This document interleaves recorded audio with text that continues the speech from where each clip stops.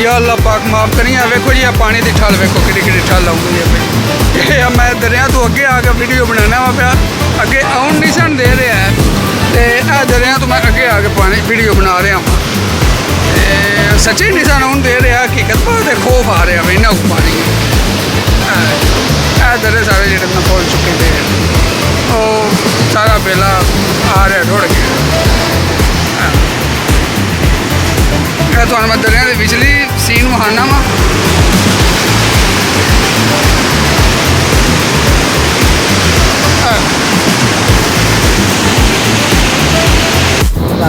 जी वो सामने ना ब्लास्ट हो गया, दूसरी साइड पे ना हेड के ब्लास्ट हो चुके हैं। क्या कर दिया